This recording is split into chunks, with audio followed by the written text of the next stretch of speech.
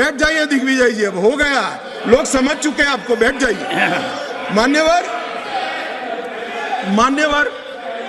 Is not yielding.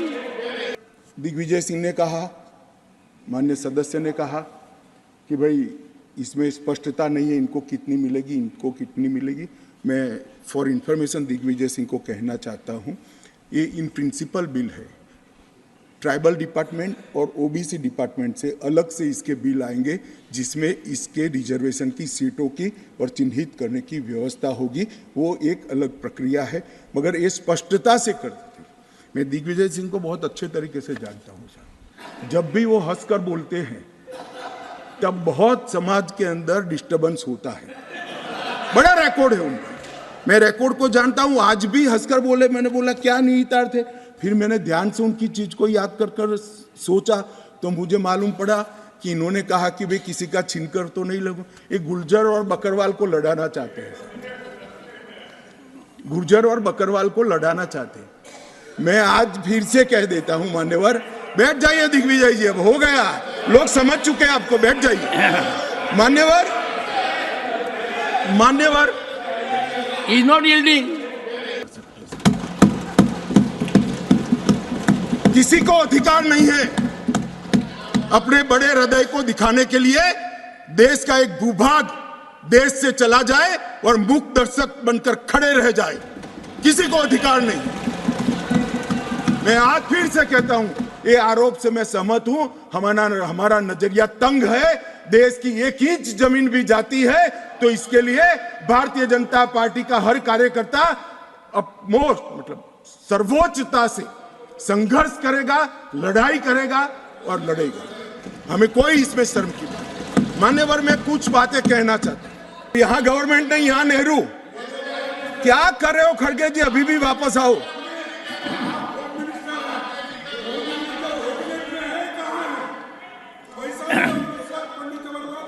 एक minute, record पर है।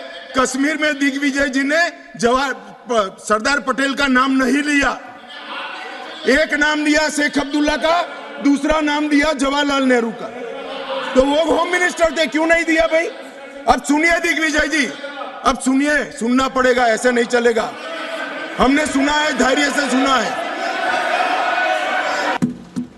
जो लोग कहते हैं कि धारा 370 परमानेंट है, वो संविधान सभा की मंशा का अपमान कर रहे हैं, संविधान का अपमान। तो एक पूंछ पकड़कर, मैंने बाइट देखा करते हैं, क्या पूंछ पकड़ते हैं कि चुनाव आयोग ने ऑर्डर कर दिया। अरे भाई क्या ऑर्डर करा? मैंने स्वयं कहा है कि हम चुनाव कराएंगे, इसमें कौन सी बड़ी बात है? इसी सदन में कहा है, लोकसभा में करा है, एज ए गृह मंत्री ऑन रिकॉर्ड करा है। उन्होंने कहा कि भाई राज्य का स्टेटस वापिस देंगे, तो ये भी मैंने कहा है कि अप्रोप्रिएट टाइम पर राज्य का स्टेटस हम वापिस देंगे। और सुप्रीम कोर्ट ने भी ये जो कहा है उसमें मेरे सदन में के बयान को और सॉलिसिटर जनरल के सुप्रीम कोर्ट के सामने बयान को कोट करते हुए कहा है। अब मुझे कोई समझाए इसमें विजय कहां से हुई है? घोर पराजय में विजय कैसे ढूंढना, इसकी कला कोई आप लोगों से सीख ले साहब। इतने बड़े घोर पराजय विजय कैसे ढूंढना, इसका कोई अभ्यास वर्ग साहब रखना चाहिए साथ में। ये बहुत बड़ी कला है। मैं तो आज अगर उनके जैसे मेरे विचार होते तो ये सुप्रीम कोर्ट के जजमेंट को देखकर डिप्रेशन के मारे 1 महीना सदन में ना आता। मैं इनको नहीं समझा सकता, मेरी तो मर्यादा है साहब, नहीं समझा सकता कि वास्तविकता क्या है। हमें समझना चाहिए कि 42,000 लोग मारे गए हैं। क्यों मारे गए? सवाल हिंदू मुस्लिम का नहीं है। इनसे ज्यादा मुसलमान गुजरात में है, कश्मीर से ज्यादा मुसलमान उत्तर प्रदेश में है, कश्मीर से ज्यादा मुसलमान बिहार में है, कश्मीर से ज्यादा मुसलमान आसाम में है। क्यों वहां अलगाववाद नहीं हुआ? क्यों वहां टेररिज्म नहीं हुआ? बाउंड्री का भी सवाल नहीं है साहब। कई ऐसे राज्य हैं, राजस्थान की बाउंड्री भी पाकिस्तान से लगती है, गुजरात की बाउंड्री भी पाकिस्तान से लगती। क्यों हुआ? क्योंकि धारा 370 अलगाववाद को बल देती थी और अलगाववाद के कारण आतंकवाद खड़ा हुआ। ये समझना ही नहीं चाहते। एक गलत फैसला हो जाता है, कितने भी बड़े आदमी से हो सकता है, किसी भी पार्टी से भी हो सकता है, मगर जब इतिहास सिद्ध कर दे, समय सिद्ध कर दे ये फैसला गलत है, देश के हित में वापिस आना चाहिए। अभी भी मैं कहता हूं वापिस आइए, वरना जितने बचे हो इतने भी नहीं बचोगे। अगर अभी भी इस फैसले को चिपक कर रहना चाहते हो तो देश की जनता देखती है 2024 में दो हाथ भी हो जाएंगे और जनता का परिणाम भी आ जाएगा और मोदी जी तीसरी बार प्रधानमंत्री। Shri Amit Shah to reply the discussion. धन्यवाद सभापति महोदय। आज मैं इस महान सदन के सामने जम्मू कश्मीर पुनर्गठन संशोधन विधेयक 2023 और जम्मू कश्मीर आरक्षण संशोधन विधेयक 2023 ये दोनों विधेयकों को कानून बनाने के लिए सदन के आशीर्वाद प्राप्त करने के लिए मैं यहाँ उपस्थित हुआ हूँ। मान्यवर, आज ये दो बिल पारित भी होंगे, इसलिए भी आज का दिन बहुत महत्वपूर्ण है। और आज का दिन जम्मू कश्मीर और भारत के इतिहास में अलग दृष्टि से भी बहुत सुवर्ण अक्षरों से अंकित होने वाला है, क्योंकि आज ही सर्वोच्च अदालत की संवैधानिक खंडपीठ ने धारा 370 को समाप्त करने का और जम्मू कश्मीर राज्य के पुनर्गठन का विधेयक, जो मैं 5 अगस्त 2019 को इस सदन में मोदी जी के लिए गए निर्णय के अनुमोदना में लेकर आया था, वो बिल लाने की मंशा, बिल का संवैधानिक रूप से स्वीकार और पूरी प्रक्रिया को भी माननीय सर्वोच्च अदालत ने संवैधानिक घोषित किया है, सर्वानुमत से किया है। मान्यवर, बहुत सारे सवाल परसों तक उठाए गए। परसों भी लोकसभा में कहा गया कि ये बिल अभी लंबित है, क्यों जल्दबाजी में ला रहे हैं, सुप्रीम कोर्ट न्याय करेगी, आपको राह देखनी चाहिए। मान्यवर, ये सारे स्टैंड जो थे वो न्याय के लिए नहीं थे। नरेंद्र मोदी जी ने जो निर्णय किया था वो निर्णय को लंबित करने के लिए थे, उस इरादे से किए गए थे। मान्यवर, आज निर्णय कर लिया सुप्रीम कोर्ट ने और ढेर सारी चीजों को जो भारतीय जनता पार्टी 1950 से बताती थी और कांग्रेस, विपक्ष और विशेषकर कम्युनिस्ट भाइयों का हमेशा से हम पर आरोप था कि राजनीतिक बातें आप कर रहे हो, ये सारी चीजों को आज सर्वोच्च अदालत ने अमली जामा पहना लिया। न्यायालय ने माना कि जम्मू कश्मीर के पास कभी भी आंतरिक संप्रभुता नहीं थी, जो हमारा कहना था। उन्होंने कहा कि भारत के साथ ट्रीटी के कारण भारतीय संविधान के बाहर राज्य को कोई आंतरिक संप्रभुता नहीं मिलती है, इस बात को सुना। मान्यवर, न्यायालय ने माना कि अनुच्छेद 370 एक अस्थायी प्रावधान था, इसमें कोई शंका कुशंका नहीं है, ये संवैधानिक सत्य है कि धारा 370 अस्थायी समाधान। अब ये कुछ लोगों को पसंद नहीं आता है और जो नेहरू जी के विचारों के, नेहरू जी के कामों के बड़े प्रशंसक है और अनुयायी है, उनको भी पसंद नहीं आता है जो हम कहते हैं। मगर मैं उनको बड़ी विनम्रता से पूछना चाहता हूं, अगर धारा 370 इतनी ही न्यायिक थी, इतनी ही जरूरतमंद थी, तो इसके सामने एक ही आर्टिकल है मान्यवर जिसके सामने टेम्पररी शब्द का उपयोग किया गया, वो स्वयं नेहरू जी ने क्यों किया होगा?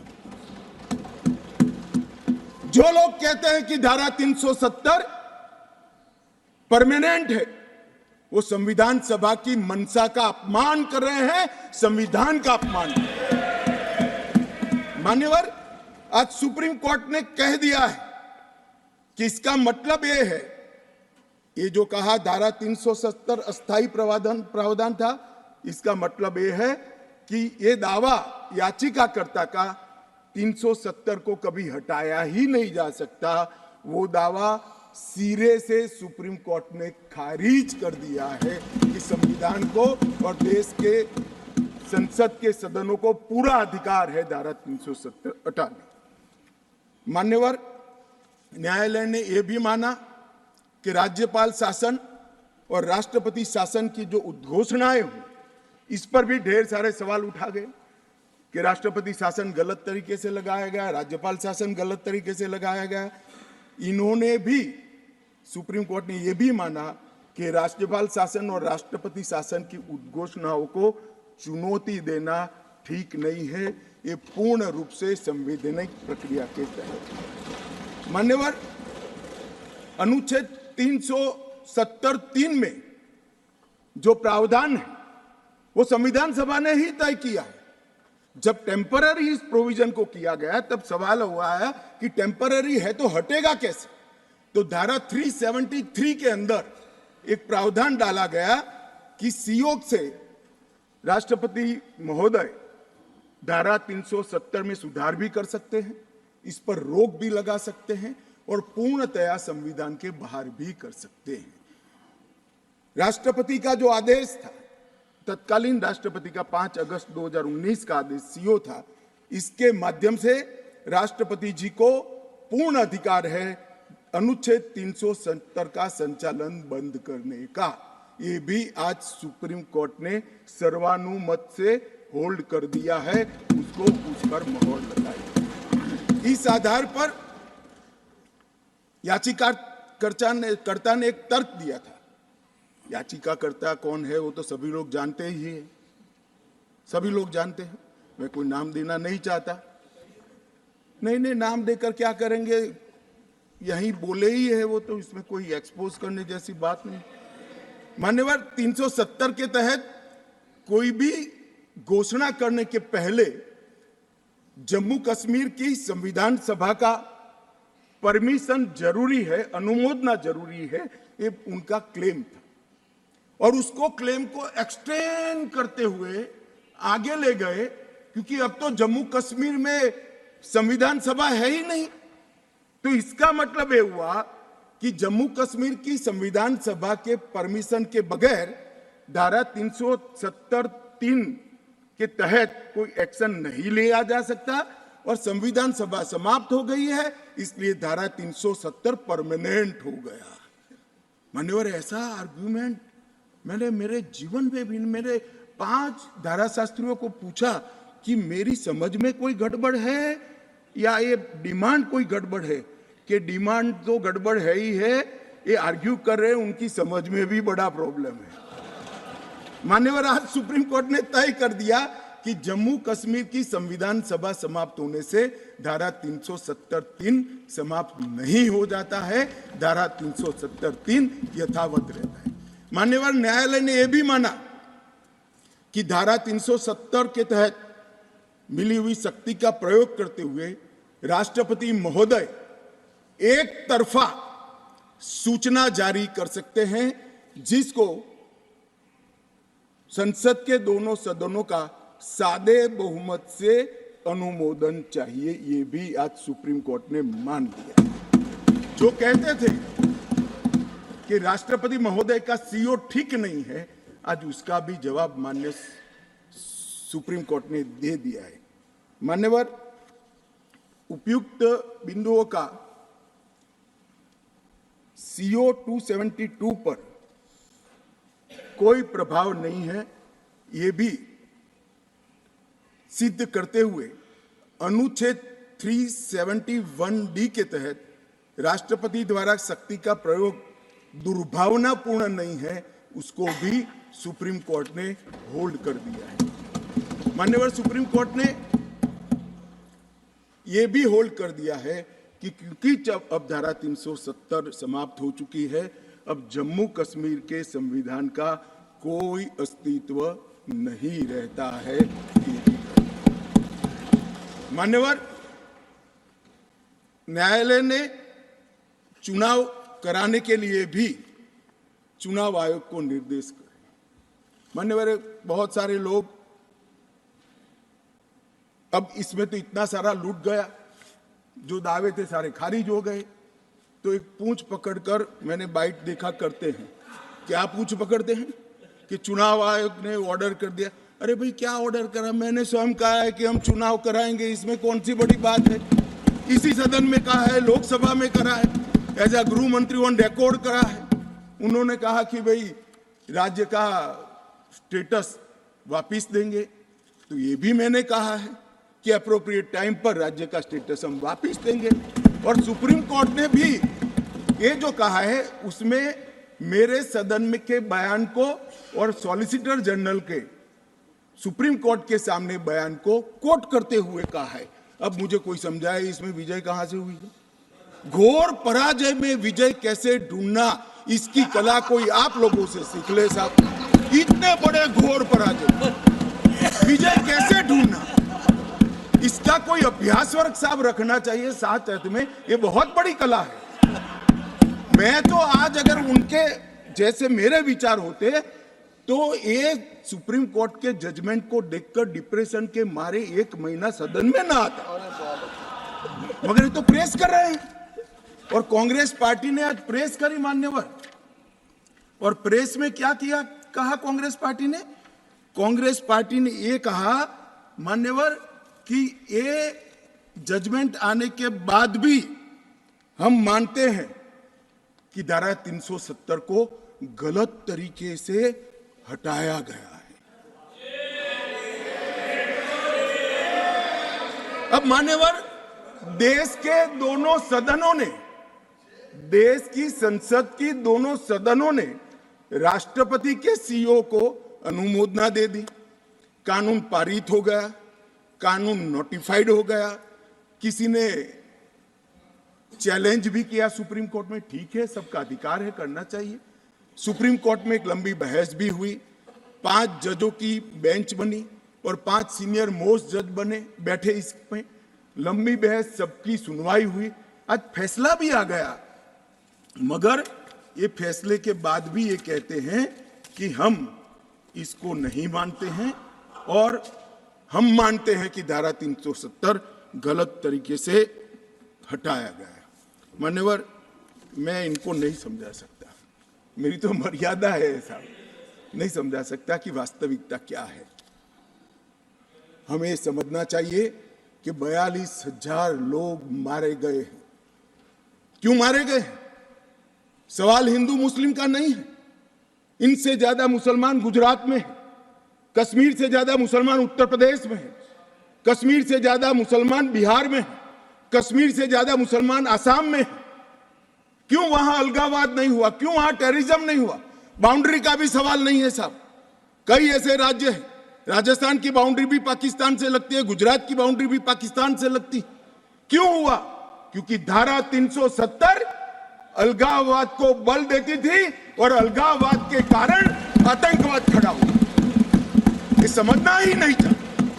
एक गलत फैसला हो जाता है, कितने भी बड़े आदमी से हो सकता है, किसी भी पार्टी से भी हो सकता है, मगर जब इतिहास सिद्ध कर दे, समय सिद्ध कर दे ये फैसला गलत है, देश के हित में वापिस आना चाहिए। अभी भी मैं कहता हूं, वापिस आइए, वरना जितने बचे हो इतने भी नहीं बचोगे। अगर अभी भी इस फैसले को चिपक कर रहना चाहते हो तो देश की जनता देखती है 2024 में 2-2 हाथ भी हो जाएंगे और जनता का परिणाम भी आ जाएगा और मोदी जी तीसरी बार प्रधानमंत्री।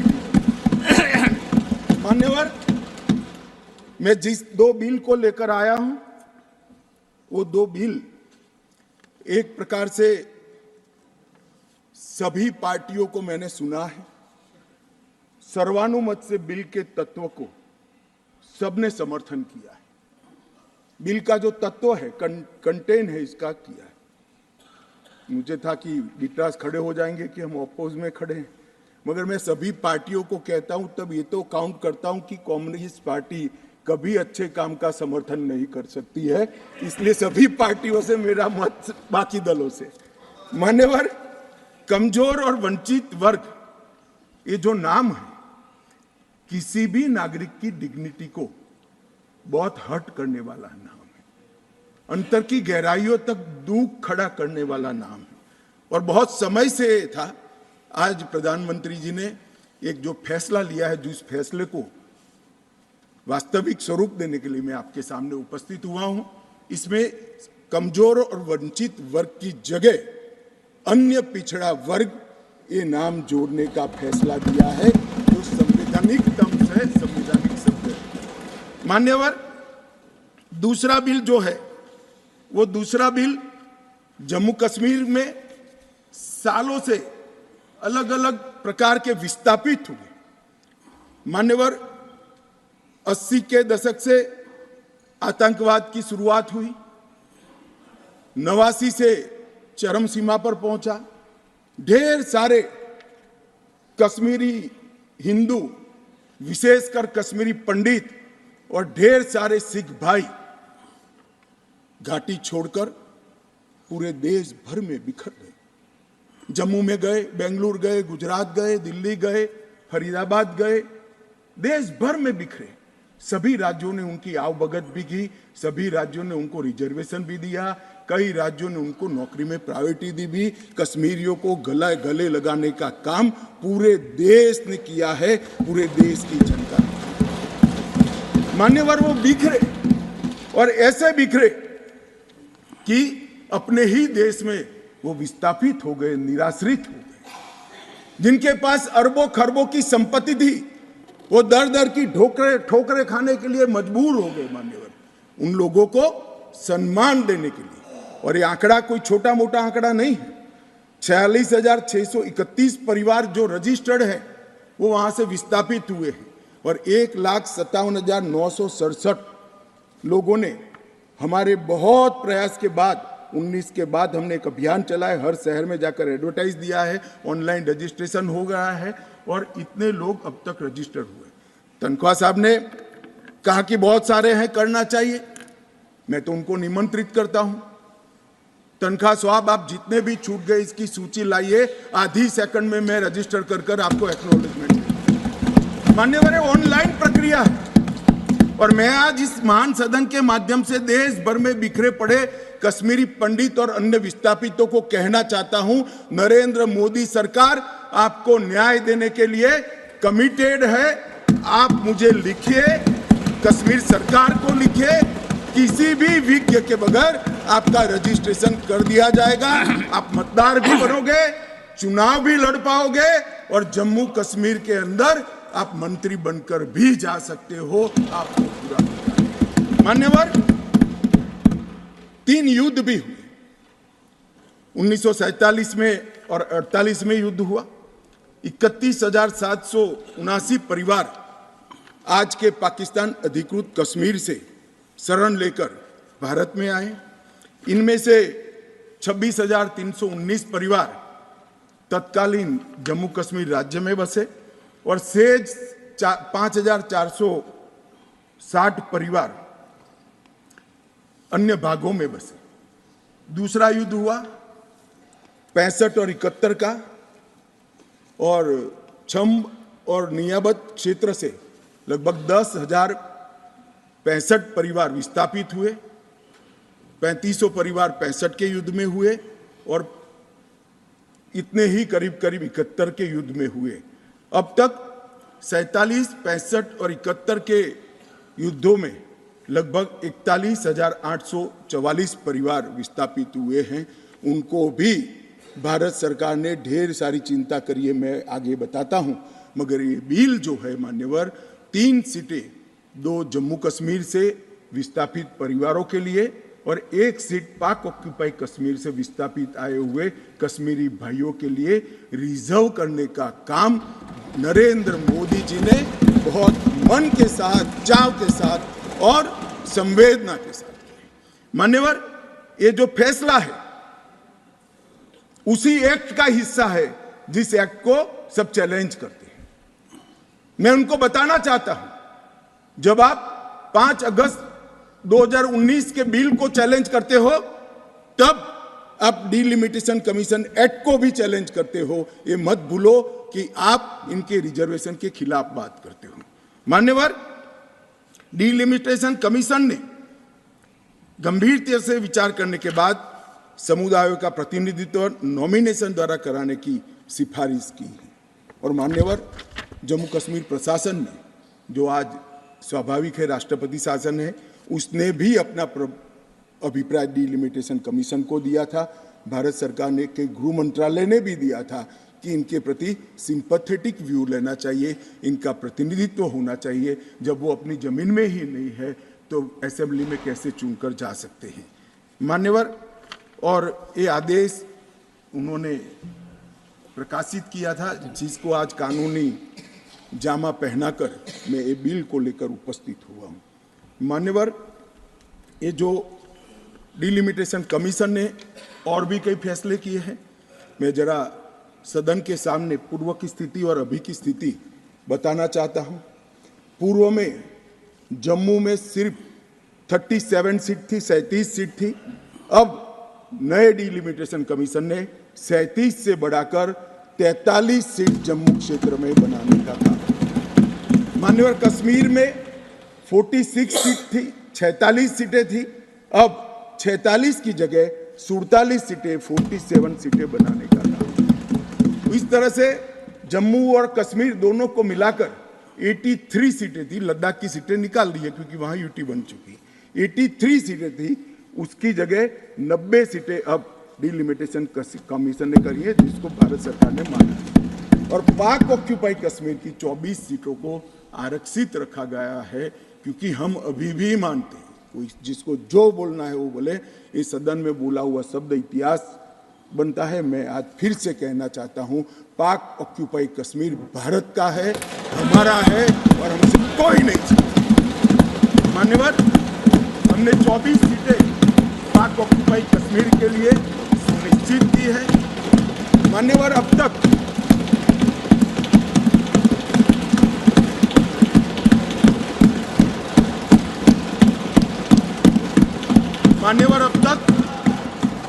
SC ST की सीटों में बड़ी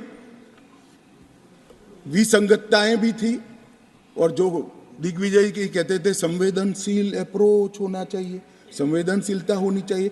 SC ST के प्रति संवेदना से ही ये निर्णय हुआ है। पहले जो 7 सीटें थी SC की, उसको हमने बरकरार रखा, और ST की सीट 0 थी, क्योंकि धारा 370 परमिट नहीं करती थी। अब परमिट करती है। 9 सीटों को रिजर्व कर दिया।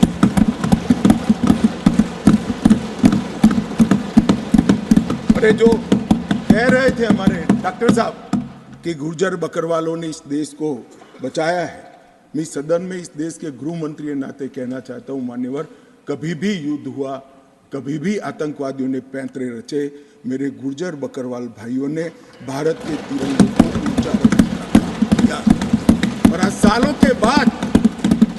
के बाद आज उनको न्याय मिलने जा रहा है। इसका कम से कम मुझे तो बहुत संतोष है।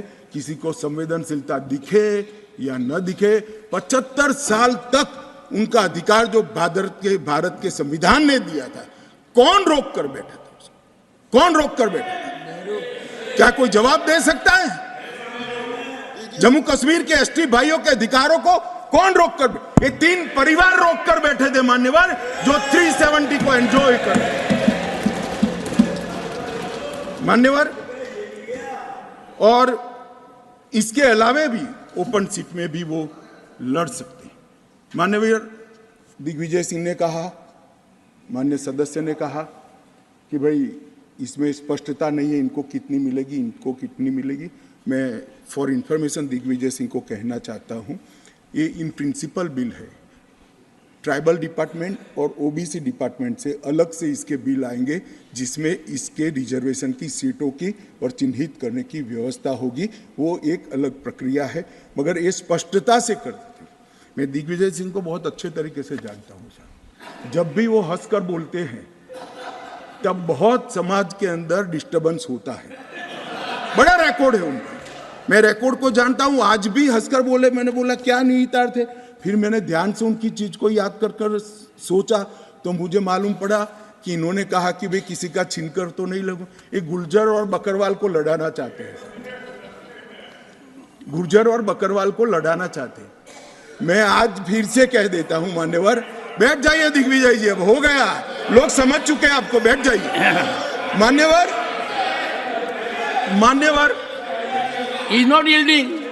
He is not yielding. He is not yielding. Go ahead. Honorable Home Minister. He is not yielding. He is not yielding. मान्यवर, मैं स्पष्टता करना चाहता हूं, गुर्जर भाइयों की एक भी सीट लिए बगैर बड़े संवेदनशीलता से बकरवाल भाइयों को दिया जाए, हमें कोई आपत्ति। गुर्जरों को जो फायदा मिला है उसमें कोई बदलाव नहीं होगा। ट्राइबल के सारे फायदे एजुकेशन में और बाकी सारे नौकरियों के रिजर्वेशन में जितने भी फायदे गुर्जर भाइयों को मिल रहे हैं, पहाड़ियों को मिल रहे हैं, वो पहाड़ियों को जो भी मिलेगा वो उसके अलावे मिलेगा। एक भी नौकरी ना खत्म होगी, ना एक भी शिक्षा की सीट खत्म होगी।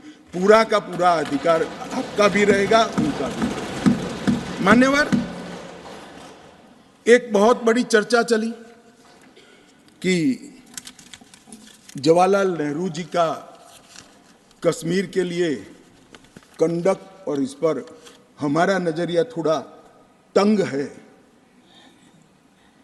जहां तक तंग नजरिए का सवाल है साहब, देश की एक भी इंच जमीन का सवाल है, हमारा नजरिया तंग रहेगा, हम दिल बड़ा नहीं कर सकते।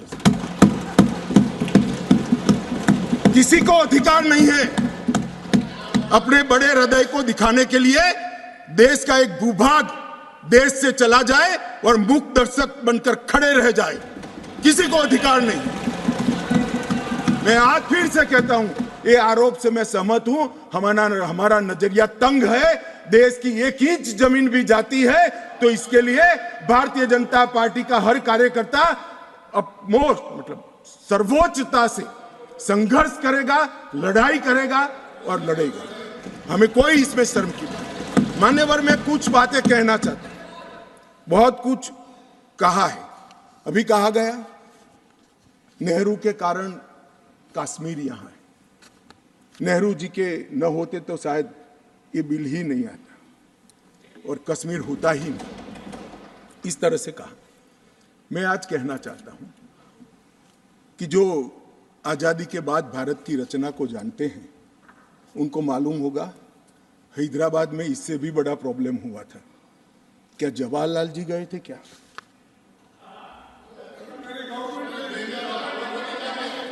तो यहां गवर्नमेंट नहीं, यहां नेहरू। क्या कर रहे हो खड़गे जी, अभी भी वापस आओ।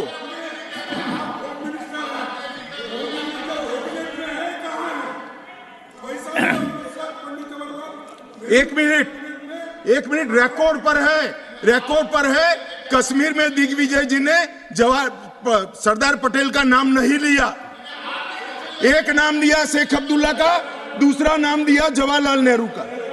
तो वो होम मिनिस्टर थे, क्यों नहीं दिया भाई? अब सुनिए दिग्विजय जी, अब सुनिए, सुनना पड़ेगा, ऐसे नहीं चलेगा। हमने सुना है, धैर्य से सुना है। मान्यवर,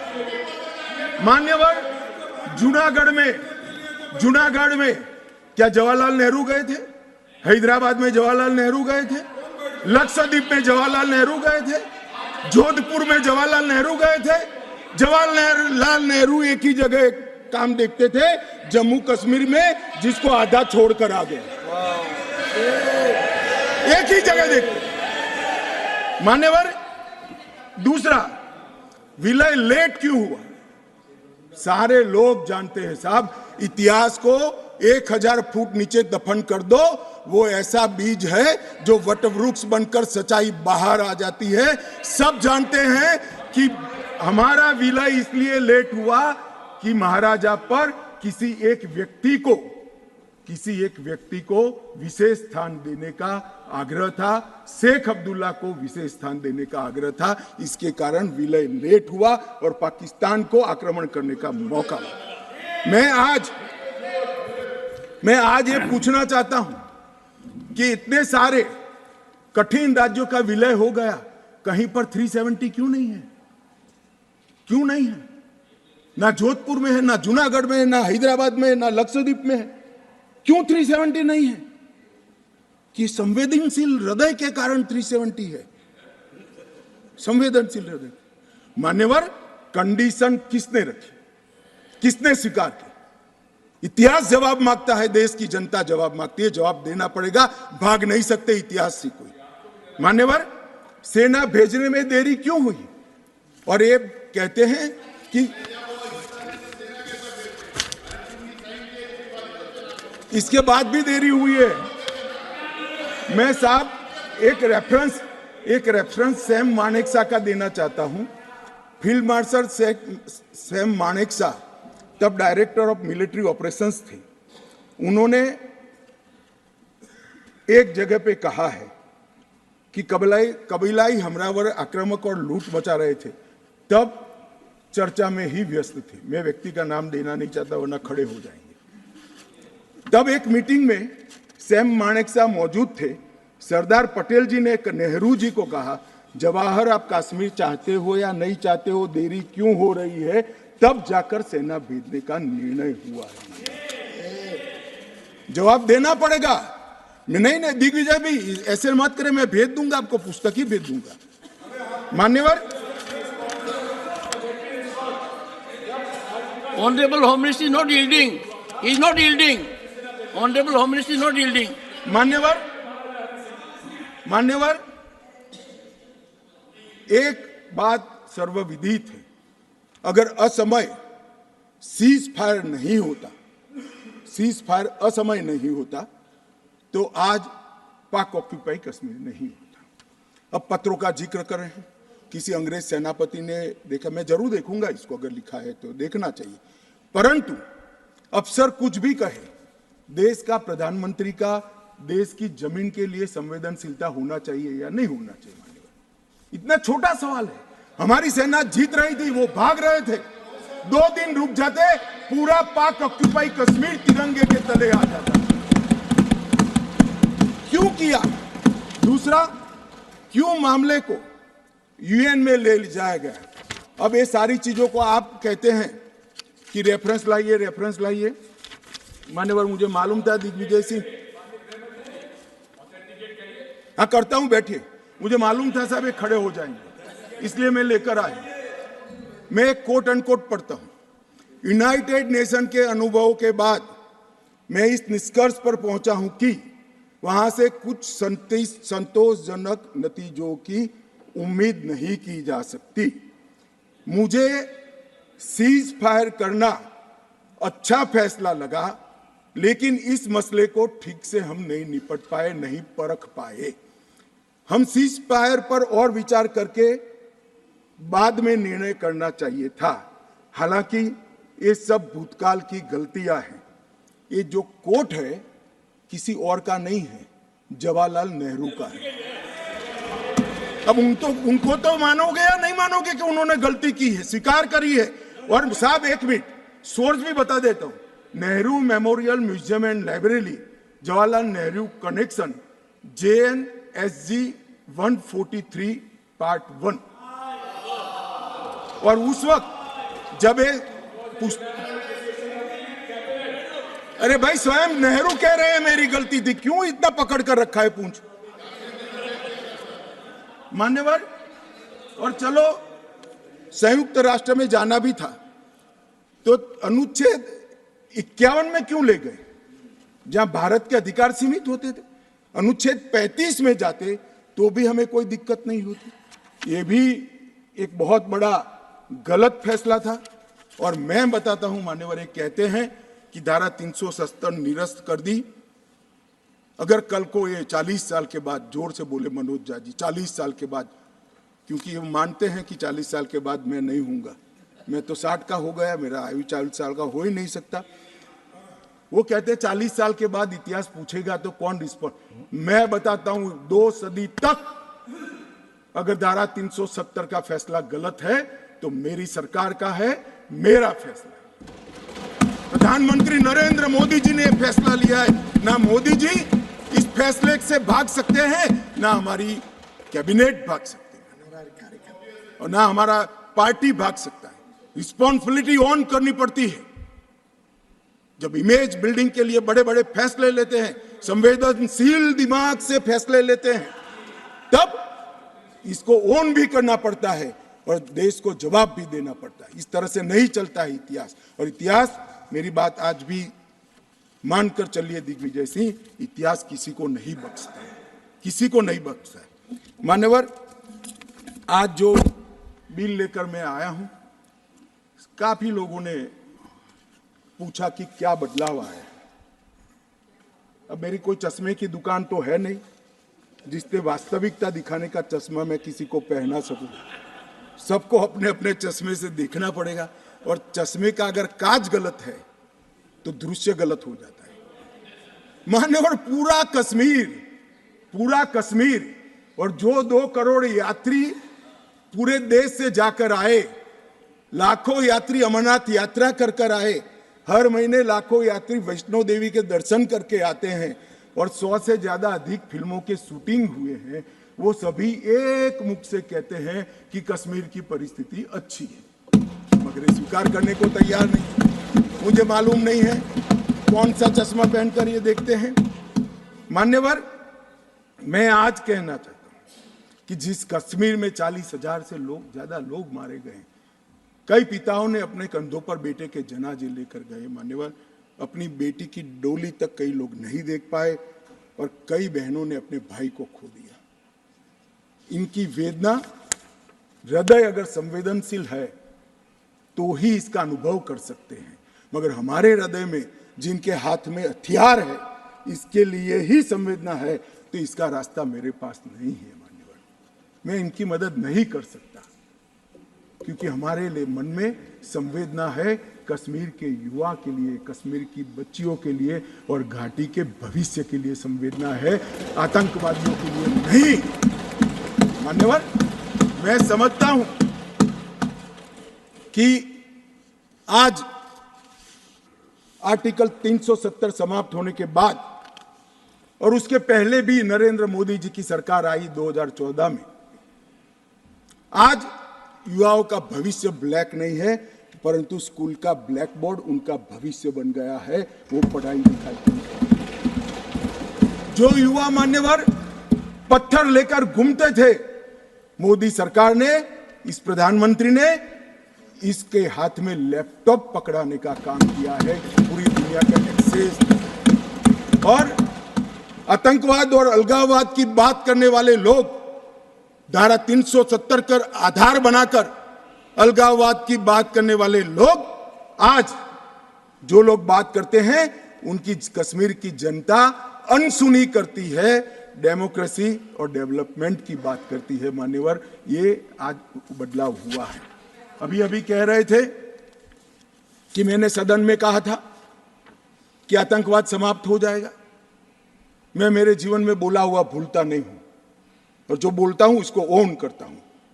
मैंने कहा था कि 370 के कारण अलगाववाद की भावना समाप्त हो जाएगी, और जब अलगाववाद की भावना समाप्त होगी, सहन सहन आतंकवाद कम हो जाएगा, समाप्त हो जाएगा। मान्यवर, ये बीच मझधार में 40 साल इन्होंने गलतियां करी, 80 के दशक से गलतियां करते आए, संवेदनशील हृदय से सोचते रहे, संवेदनाएं हथियार उठाने वालों के लिए रखे, और इस 40 साल की गलती को ऐसा सोचते हैं कि मोदी जी के 4 साल में सुधर जाएगा। मगर आपकी बात सही है, अपेक्षा ऐसी ही रखनी चाहिए। मैं अब विषय पर, मान्यवर, मैं बहुत पास में नहीं जाता। जब चरम सीमा पर थे तब तो आंकड़े बहुत भयावह थे, 90 के दशक में बहुत भयावह आंकड़े थे, परंतु मैं यूपीए शासनकाल की बात करना चाहता हूं। 2004 से 14 जब सोनिया जी और मनमोहन जी की सरकार थी, कुल आतंकवादी घटनाएं 7,217 हुई थी और अब आतंकवादी घटनाएं सिर्फ 2,197 हुई है। ये 10 साल। अब सुन लीजिए, बाद में एक मुद्दा खड़ा करिए खड़गे जी। 70% की कमी हुई है मान्यवर, 70% की कमी हुई और उसमें धारा 370 हटाने के बाद केवल और केवल 4 साल ही गए। सिक्योरिटी फोर्स और नागरिक टोटल 2829, करीब 3,2900 नागरिक और सिक्योरिटी फोर्सेस मारे गए। अब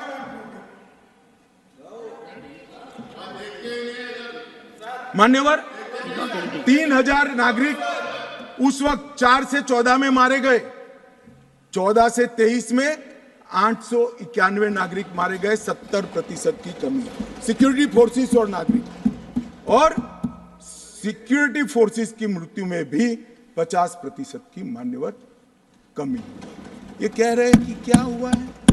मैं आंकड़े बताना चाहता हूं और मनोज जी खास देखे। आत्मा है तो अंधेरे में टटोल कर सुने, सोचे और विचार परिवर्तन होता है तो ईश्वर के लिए करे। मान्यवर, ऑर्गेनाइज्ड स्टोन पेल्टिंग 2010 में 2654 घटनाएं थी, 2023 में सिर्फ 4 साल हुए हैं, एक भी पथराव की घटना नहीं हुई, एक भी नहीं। स्टोन पेल्टिंग में नागरिकों की मृत्यु 2010 में 112 हुई थी, क्योंकि स्टोन पेल्टिंग ही नहीं हुई है तो मृत्यु भी नहीं हुई, 0 मृत्यु हुई। मान्यवर, स्टोन पेल्टिंग में जख्मी नागरिकों की मैं बात करता हूं, सिक्योरिटी फोर्स नहीं, नागरिक जो घाटी के हैं वो 6,235 थे, क्योंकि स्टोन पेल्टिंग नहीं हुई है, 0 जख्मी है। अरे भैया, इनको दिखाई नहीं देता है। सीज फायर वायोलेशन की घटनाएं 2010 में 70 थी और 2023 में 6 हुई। घुसपैठ के प्रयास 489 थे, सिर्फ 48 हुए हैं। मान्यवर, वापिस लौट गए आतंकवादी 18 थे 2010 में, अभी 281 आतंकवादी घाटी छोड़कर। ये संवेदनशीलता का नमूना है नागरिकों के प्रति। मान्यवर, मैं आज बताना चाहता हूं आपको, इसलिए बताना चाहता हूं कि हमने सिर्फ टेररिज्म के खिलाफ आवाज नहीं उठाया है, टेररिज्म के खिलाफ आवाज नहीं उठाया, इस पर आक्रामक कार्यवाही करी, ऐसा नहीं है। हमने टेररिज्म की इको सिस्टम को खत्म करने का काम किया। जो टेररिज्म को फाइनेंस करते थे उन पर भी काम किया है। एनआईए द्वारा टेरर फाइनेंस के केस 32 रजिस्टर किए गए, 2014 के पहले एक भी केस। स्टेट इन्वेस्टिगेशन एजेंसी ने टेरर फाइनेंस के केस 51 रजिस्टर किए, पहले स्टेट इन्वेस्टिगेशन एजेंसी की जरूरत ही महसूस नहीं की गई थी। और मान्यवर, 229 टेरर फाइनेंस केस में अरेस्ट हुई है, 150 करोड़ की प्रॉपर्टी सीज हुई है, 57 प्रॉपर्टी सीज हुई है, और एसआईए द्वारा 134 बैंक अकाउंट में लगभग 100 करोड़ से ज्यादा रकम को फ्रीज करने का काम नरेंद्र मोदी। ये जो कह रहे हैं क्या बदलाव आया, मैं दिखाता हूं बदलाव क्या है। मान्यवर, आज मैं इतना कह रहा हूं कि हमने एक बहुत बड़ा कठोर निर्णय सुरक्षा की दृष्टि से हमने उठाए हैं। मान्यवर, मैं आज बताना चाहता हूं, पहले 2014 के पहले और आर्टिकल 370 नाबूद होने के पहले आपने देखा होगा आतंकवादियों के जनाजों में 25-25 हजार की भीड़ आती। मैं सभी सदस्यों को कहना चाहता हूं, एक भी दृश्य अभी देखा है 370 के बाद? ना, कोई नहीं करता साहब, क्योंकि हमने निर्णय किया है जो भी आतंकवादी मारा जाएगा उसी जगह पे संपूर्ण धार्मिक सम्मान और रीति रिवाज के साथ वहीं दफना दिया जाएगा।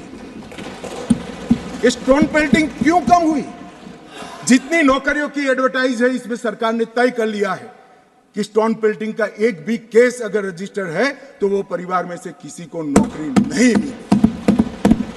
क्यों ये विदेश भागकर आतंकवाद करते हैं? वो लोग डरे हैं क्योंकि हमने तय किया है जिसका परिवार का जन पाकिस्तान बैठकर आतंकवाद को प्रोत्साहन देता है उसके परिवार में किसी को नौकरी नहीं मिलेगी।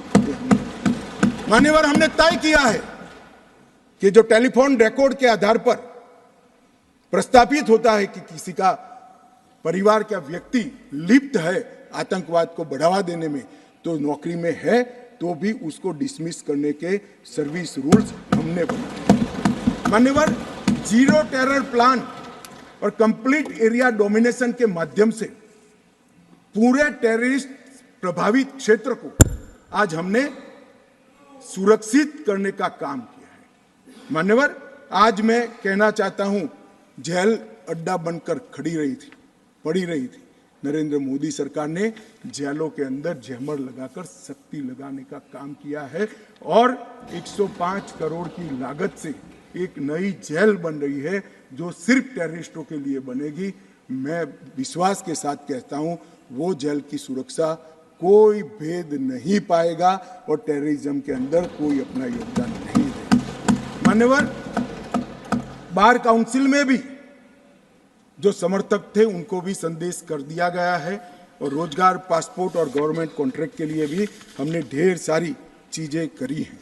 मान्यवर, आदत पड़ गई थी हमले हो तो बुला देना, इधर उधर कोई बड़ा एक्शन ले लेना जिससे दूसरे दिन के अखबार के टाइटल बदल जाए।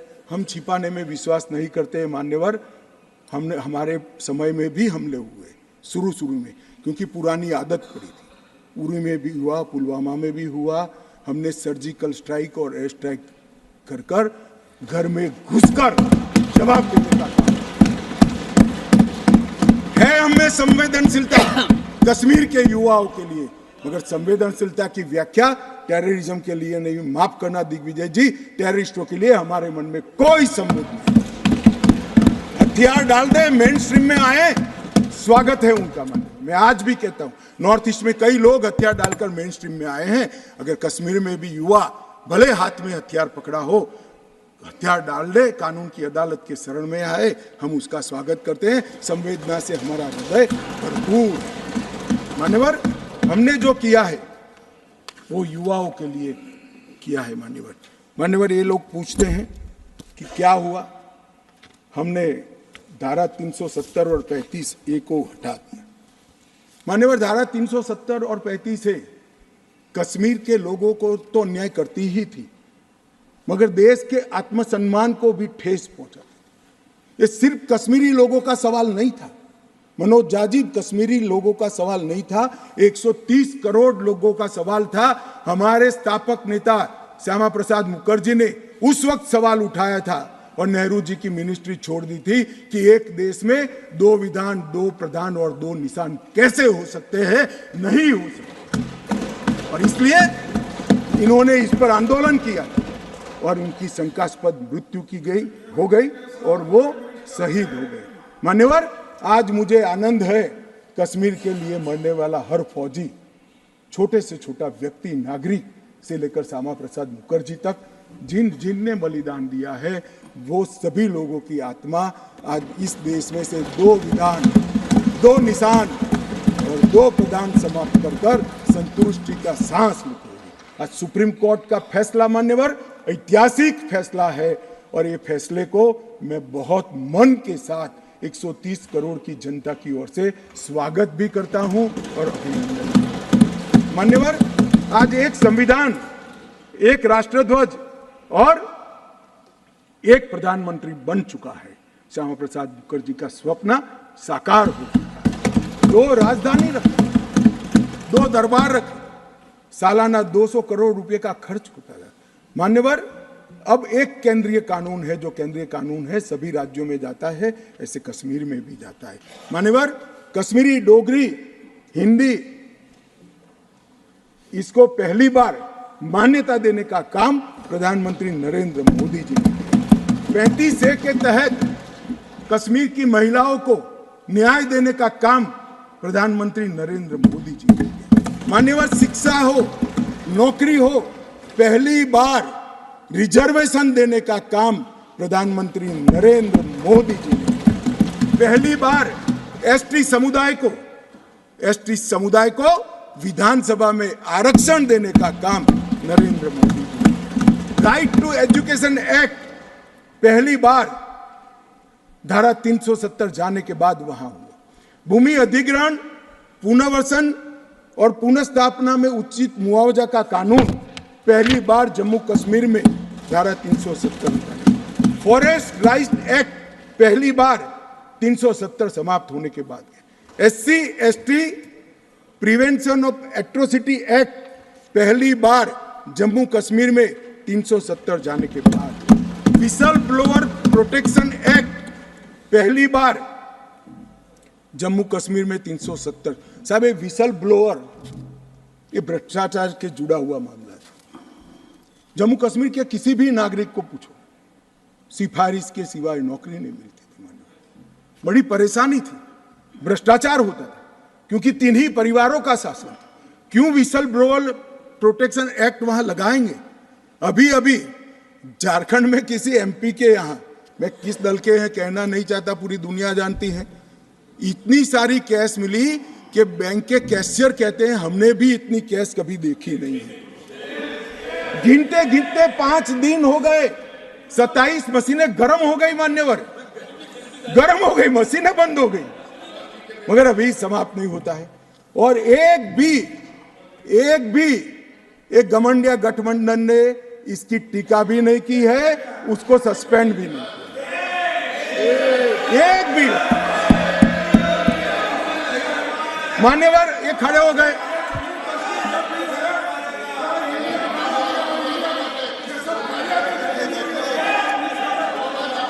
चलो इंडिया अलायंस ने, मान्यवर इंडिया अलायंस ने इसकी टीका भी नहीं की। मान्यवर अभी कहेंगे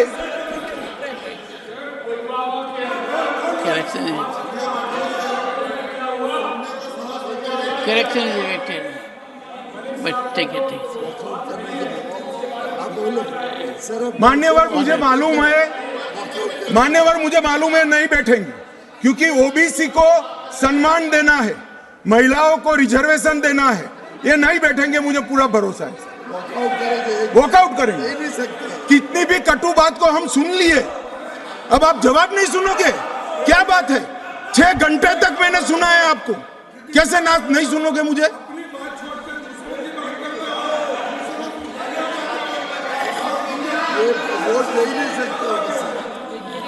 चले खड़गे साहब प्लीज बैठ जाइए। Will go on record now. Only मेरा निवेदन साहब, आप बड़े नेता what हैं, the honorable बैठ Home जाइए। Minister says will go on record. मान्यवर ये कहते हैं कि क्या बदलाव आया है?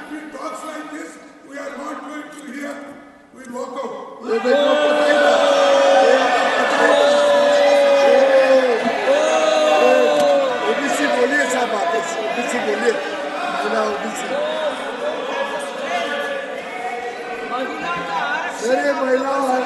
महिला और ओबीसी के लिए नहीं बैठ सकते।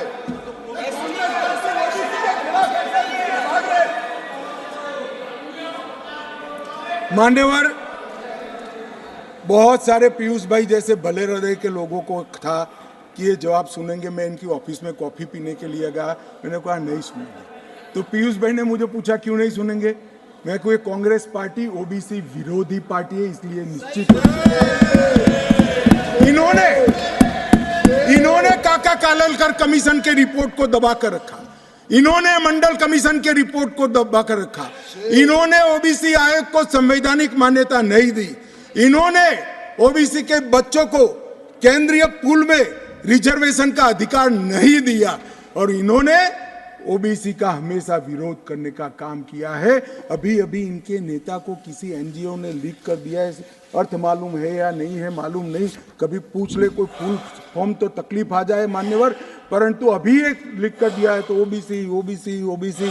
तो एक पत्रकार मुझे कह रहा था, इतना बोले मैं कि इसकी एक तिथि होती है 180 दिन, पहली बार कब मिले बोले वो देख लेना, 180 दिन के बाद विषय बदल जाएगा। इसमें कुछ मन से नहीं होता है साहब।